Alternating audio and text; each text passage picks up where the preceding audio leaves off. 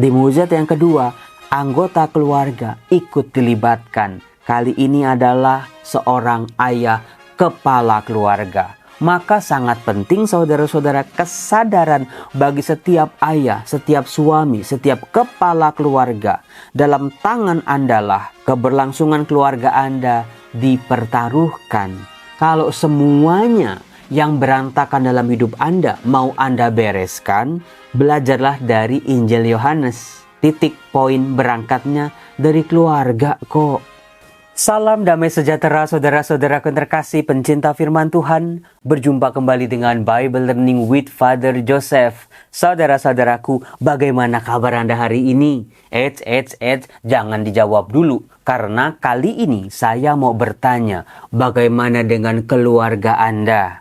Apakah baik-baik? Baik-baik Romo, puji Tuhan. Apakah anggotanya sehat-sehat semua? Puji Tuhan Romo, sehat-sehat semua.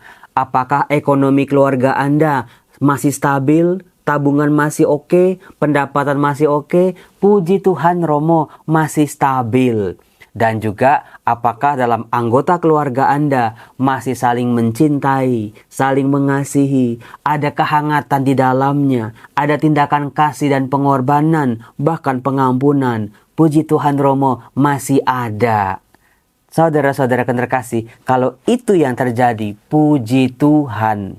Tapi saya yakin ada sebagian dari kita yang kalau ditanya tentang keluarga langsung geleng-geleng, langsung jadi sedih Romo, langsung malu Romo. Karena bisa jadi dari antara kita ada yang keluarganya lagi berantakan, ada yang ekonomi keluarganya lagi hancur-hancuran. Ada anggota keluarganya yang saling membenci. Ada anggota keluarga yang sedang sakit keluar masuk rumah sakit. Ada yang keluarganya sedang di ujung tanduk Romo. Sudah mendaftarkan ke perceraian Romo. Terus gimana? Saudara-saudaraku yang terkasih, saya ikut prihatin dengan apa yang terjadi dalam diri keluarga-keluarga yang merasa kurang beruntung ini. Lantas bagaimana? Saudara-saudaraku, izinkan saya di video kali ini memberikan sebuah cara pandang baru. Ketika keluarga kita baik-baik saja, penuh dengan berkat, sehat semua, wah keluarga yang bahagia dan harmonis. Demikian juga dengan keluarga yang broken home, keluarga yang berantakan. Biarlah firman Tuhan membantu kita. Yang sudah baik menjadi lebih baik, yang kurang baik yuk diangkat oleh firman Tuhan, dibantu dan dikuatkan, diperbaiki dan ditata kembali. Saya mau membahasnya dari menyambung kisah mujizat-mujizat atau tanda-tanda dalam Injil Yohanes yang sudah saya bahas di 2 video sebelumnya. Dalam Injil Yohanes kan Anda sudah tahu ada 7 tanda atau 7 mujizat. Apakah Anda sadar beberapa kisah-kisah mujizat dilakukan oleh Tuhan Yesus ada dalam konteks keluarga? Coba yang mana aja coba. Gak usah jauh-jauh Romo. Di tandanya yang pertama, mujizatnya yang pertama di Yohanes bab 2. Kisah perkawinan di Kana. Judulnya saja sudah perkawinan. Sangat erat kaitannya dengan keluarga. Di situ Tuhan Yesus hadir di tengah-tengah perkawinan itu. Bahkan bukan cuma hadir, tapi membantu pasangan-pasangan yang sedang krisis anggur ini. Saudara-saudara yang terkasih, dari situ saja kita bisa sadar, iya ya, betapa pentingnya sebuah keluarga, betapa pentingnya sebuah perkawinan. Sampai-sampai Tuhan Yesus menghadirkan kemuliaannya dalam konteks perkawinan dan dalam konteks keluarga. Karena Tuhan tahu persis semua kebahagiaan kita, semua kesedihan kita, semua problem-problem kita, semua keberhasilan-keberhasilan kita, semua lika-liku kehidupan kita, semuanya awalnya dari keluarga. Kalau keluarganya baik-baik, kalau keluarganya saling mengasihi, kalau keluarganya harmonis, ada kehangatan, kita masih punya harapan. Bagaimana nih pasangan, anak, cucu, mertua, menantu bisa kita harapkan juga baik-baik saja. buah-buahnya bisa kita harapkan juga berbuah baik. Tetapi saudara-saudaraku yang terkasih, kalau keluarganya berantakan, kalau keluarganya bermasalah, kalau keluarganya tidak mengenal sukacita, kalau di dalam keluarga orang hanya mengenal kekerasan, ketidaksetiaan, makian, tidak dikasihi, bagaimana anak cucu mantu ini bisa berkembang dalam kasih? Maka betullah yang diungkapkan dalam Injil Yohanes, justru kemuliaan Tuhan, tandanya yang pertama diawali dari sebuah keluarga. Maka saudara-saudara terkasih, kalau semuanya yang berantakan dalam hidup Anda mau Anda bereskan, belajarlah dari Injil Yohanes. Titik poin berangkatnya dari keluarga kok. Ketidakbahagiaan Anda di kantor, ketidakbahagiaan Anda di masyarakat, ketidakbahagiaan Anda dalam pekerjaan, ketidakbahagiaan Anda dalam pelayanan. Wah, huru hara, berantem terus, maki-maki orang semau-maunya. Mungkin berawal dari keluarga yang kurang beres. Maka perbaiki dulu relasi-relasi dalam keluarga, saling menghargai dalam keluarga, saling mengasihi, saling melayani. Karena titik poin berangkatnya dari situ. Berbahagialah Anda kalau Anda masih keluarga muda. Anak-anaknya masih pada kecil-kecil. Mudah nih Romo untuk dimulai, untuk dipupuk, untuk dibiasakan kebiasaan-kebiasaan yang baik. Bisa menghargai satu sama lain, mendidik anak dengan penuh kasih, dengan nilai-nilai Kristiani. Tapi nanti Romo, kalau keluarganya anaknya udah pada gede, udah pada kawin semua, tapi masih berantem terus Romo. Bingung, mulainya dari mana? Saudara-saudara yang terkasih, belajarlah dari Injil Yohanes. Mau sudah terlambat atau belum terlambat, mulailah dari sekarang. Perbaiki relasi dalam keluarga kita masing-masing. Menghormati orang tua pada tempatnya, menghargai pendapat anak pada tempatnya, saling mengasihi, saling mensupport, saling menyemangati. Kata-katanya enak didengar. Meskipun saudara-saudara kita tahu itu tidak mudah, tapi cobalah hari ini. Nah, bukan sebuah kebetulan saudara-saudara, di tanda yang kedua atau mukjizat yang kedua, itu sebetulnya juga menyangkut problem-problem keluarga. Yaitu ada di Yohanes bab 4, kisah penyembuhan anak pegawai istana. Coba Anda perhatikan, masih ada kaitannya dengan keluarga. Kalau mukjizat pertama perkawinan di Kana itu bagaimana di awal perkawinan, sekarang di mukjizat yang kedua, seorang bapak pasti sudah punya istri karena punya anak, bukan? Dihadirkan keluarga yang bermasalah. Masalahnya apa? Karena anaknya sedang sakit dan hampir mati bahkan. Jadi luar biasanya saudara-saudara, keluarga memainkan peran sangat penting dalam karya pelayanan Tuhan Yesus. Bukan secara teori, tetapi dihadirkan di mukjizatnya yang pertama, di mukjizatnya yang kedua. Dalam kisah Yohanes bab 4 ini, dalam mukjizat yang kedua, dikisahkan ada seorang pegawai istana yang punya anak sedang sakit keras, hampir mati. Di situ lagi-lagi Tuhan Yesus hadir, menunjukkan kuasanya secara luar biasa. Di mana Bapa ini diminta untuk percaya pada firman yang dikatakan oleh Yesus. Bahwa Yesus betul-betul punya kuasa kesembuhan, kuasa kebangkitan. Nah, di sini saudara-saudara, pegawai istana ini adalah orang yang terpandang, adalah orang yang punya jabatan. Di sini ternyata saudara-saudara, seorang ayah, seorang suami, seorang laki-laki yang biasanya menggunakan rasio, menggunakan otaknya, menggunakan intelektualnya, diajak oleh Tuhan Yesus untuk percaya. Sulit loh buat laki-laki buat percaya, buat perempuan mungkin lebih gampang. Tetapi buat laki-laki yang seringkali pakainya rasio, pakainya akal budi, sulit. Apalagi kalau terhadap sesuatu yang tidak masuk akal. Tapi bapak ini diajak untuk menanggalkan egonya, untuk menanggalkan kesombongannya, bahkan jabatannya. Diajak oleh Tuhan Yesus untuk percaya. Di sini saudara-saudara, sadar tidak sadar, anggota keluarga mulai dilibatkan dalam kisah kesembuhan, dalam kisah mujizat. Kan waktu perkawinan di Kana kan pengantinnya kan nggak tahu menau bukan? Di mujizat yang kedua, anggota keluarga ikut dilibatkan. Kali ini adalah seorang ayah kepala keluarga. Maka sangat penting saudara-saudara kesadaran bagi setiap ayah, setiap suami, setiap kepala keluarga. Dalam tangan Andalah keberlangsungan keluarga Anda dipertaruhkan, diletakkan oleh Allah. Maka setiap kepala keluarga mintalah rahmat supaya punya sikap yang bijaksana, tidak keras, tidak bisanya menuntut.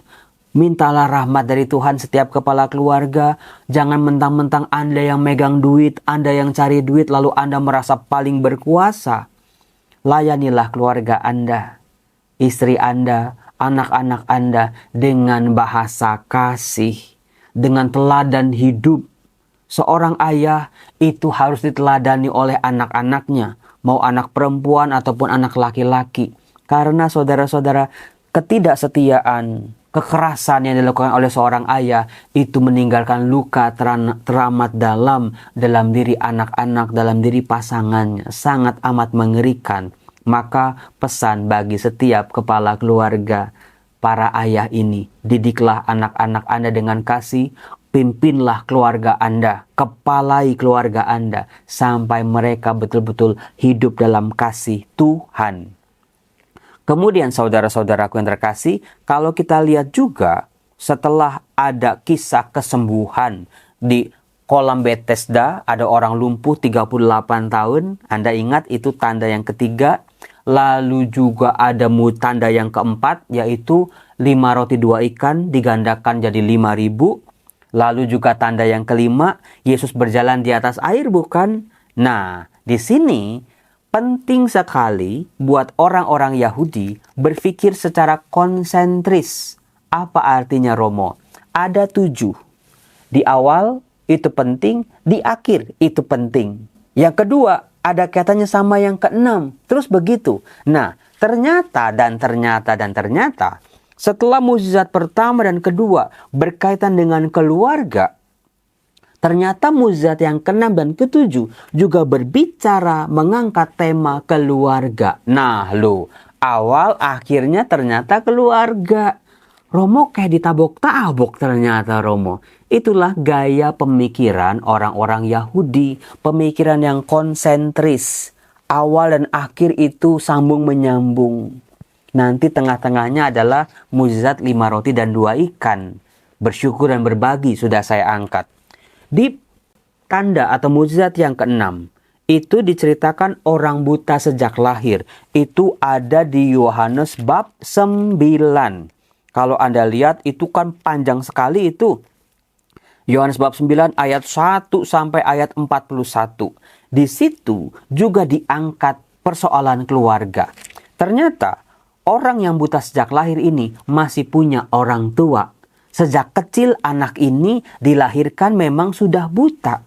Bagi setiap orang tua yang misalnya ibunya atau istrinya mengandung, mengharapkan anaknya lahirnya sempurna bukan? Bisa mendengar, bisa melihat, bisa berinteraksi. Tapi di sini problem keluarga juga diangkat ketika anak yang adalah buah kasih, anak yang adalah karunia, anak yang adalah anugerah dari Allah, ternyata matanya tidak bisa melihat sejak lahir. Problem lagi itu. Bisa jadi keluarga ini dihina oleh tetangganya. Pasti punya dosa nih, pasti punya kesalahan ini, pasti dihukum oleh Allah ini. Keluarga yang tidak bahagia ini. Maka ketika anaknya yang buta sejak lahir ini disembuhkan oleh Tuhan Yesus, orang tuanya ikut disidang oleh lawan-lawan Yesus pada waktu itu. Diinterogasi, ditanya. Bagaimana di sini ditampilkan keluarga-keluarga dengan segala persoalannya. Kali ini anaknya yang sakit, yang lahir buta menjadi beban bagi orang tuanya. Sampai-sampai orang tuanya terbebani dan mau cuci tangan, saudara-saudara. Disitulah saudaraku yang terkasih, lagi-lagi Tuhan Yesus hadir. Menyembuhkan si buta ini, menyembuhkan juga keluarga ayah ibunya ini. Saudara-saudara, lagi-lagi disitulah kuasa Tuhan ditampakkan dalam sebuah keluarga dengan segala problematikanya. Nah, yang ketujuh, mukjizat yang ketujuh sudah bisa ketebak, yaitu kisah Yesus membangkitkan Lazarus dari kematian. Itu ada di Yohanes bab 11. Lagi-lagi sebuah keluarga yang sudah tidak lagi utuh. Karena tidak diceritakan apakah Maria, Marta, dan Lazarus masih punya orang tua. Apakah Marta sudah menikah? Apakah Maria sudah menikah? Apakah Lazarus sudah menikah dan punya anak? Tidak diceritakan. Tapi diangkat sebuah problem keluarga kakak beradik atau sibling. Maria, Marta, dan Lazarus adalah kakak beradik yang saling mengasihi. Tetapi problemnya adalah satu dari mereka harus meninggal. Betul-betul keluarga yang terpukul, relasi kakak dan adik yang sedang berantakan karena kehilangan orang yang mereka kasihi. Lagi-lagi saudara-saudara yang terkasih, kemuliaan Tuhan ditampilkan di situ sebagai tanda yang terakhir, penutup yang indah. Sebuah mukjizat yang paling agung, yaitu Tuhan Yesus membangkitkan Lazarus dari kematian, memulihkan relasi dan kebahagiaan Marta, Maria, dan Lazarus ini. Saudara-saudara yang terkasih, bagus bukan? Ya Romo, baru sadar keluarga menjadi sangat penting. Kita cari duit boleh, kita sibuk boleh demi keluarga. Tapi saudara-saudara, keluarga itu terdiri dari anggota-anggota yang adalah manusia. Yang harus dikasihi, yang harus juga mengasihi juga. Yang harus dimengerti dan mengerti juga. Saling, itu dia. Keluarga yang problematik ketika keluarga yang ada satu pihak yang mau menang sendiri. Yang nggak mau berkorban. Maunya menerima tapi tidak mau memberi. Itulah saudara-saudara yang terkasih, awal dan akhir kisah mukjizat dalam Injil Yohanes berbicara seputar keluarga. Maka Tuhan Yesus sudah 4 kali membereskan keluarga dengan masalah-masalahnya. Berarti percayalah ada kuasa mukjizat Tuhan juga bekerja dalam keluarga kita masing-masing. Romo, kalau begitu latar belakang keluarga saya, orang tua saya yang bercerai, pengalaman pahit di keluarga, ditinggalkan, dibuang, lantas bagaimana Romo? Saudara-saudara, di depan saya ini ada sebuah kotak hadiah. Apa Romo isinya? Saya juga nggak tahu isinya apa. Tapi yang saya mau bongkar adalah Tuhan kasih kita cara pandang yang baru, visi baru terhadap masa lalu, kegagalan, broken home, masalah-masalah keluarga kita. Yang terjadi sudah terjadi, nggak bisa kita ubah, nggak bisa kita ulang. Tetapi bisa dilihat dengan kacamata baru yang Tuhan berikan pada kita. Tuhan hadir dalam keluargaku. Tuhan itu pengasih, penyayang, panjang sabar, berlimpah dan kasih dan setia. Tuhan pasti adil, Tuhan pasti maha pengasih. Tidak mungkin aku yang sudah berjuang ini, keluargaku berantakan terus-menerus. Suatu ketika Tuhan akan pulihkan, entah dalam diri anak Anda, cucu-cucu Anda yang bisa membalas kasih perjuangan Anda. Percaya sama saya, banyak yang sudah terjadi seperti itu. Menjadi orang tua yang baik, oma yang baik, opa yang baik, papa mama yang baik. Meskipun seolah-olah mengalami kegagalan, menjadi istri yang baik, suami yang baik. Tapi kasih adalah pemenang dari semuanya itu. Kasih yang Anda sudah perjuangkan dengan air mata, dengan cucuran keringat, pasti akan kembali pada saatnya. Saya berdoa untuk keluarga Anda masing-masing. Salam, Tuhan Yesus memberkati. Bye-bye.